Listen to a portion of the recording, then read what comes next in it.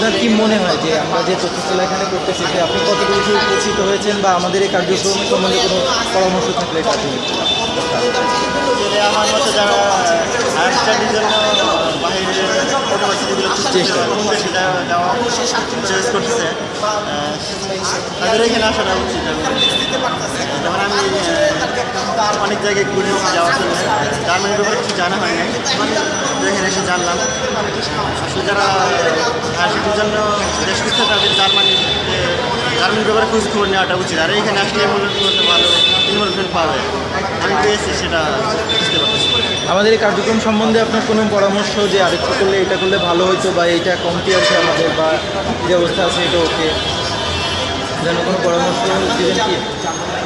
পরামর্শ যা দেখলাম ভালোই তো আমার কাছে আর কিছু পরামর্শ নেই। ধন্যবাদ।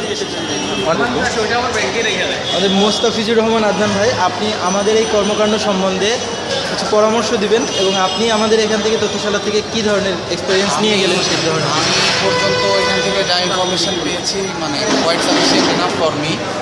আরেকটা ব্যাপার যেটা হচ্ছে যে if you guys are here then it's the time for the agencies to shut down their business, that's what I think.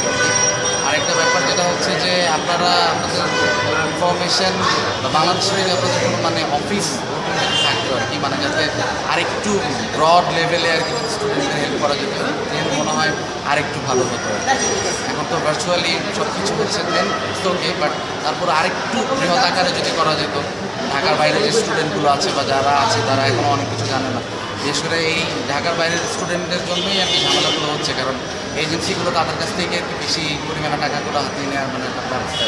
তো তারপরেও আর কি আপনাদের এফোর্ট, আপনারা ভলেন্টিয়ারে যে কাজ করছেন এটা rock. Thanks for the cooperation. Thank you so much.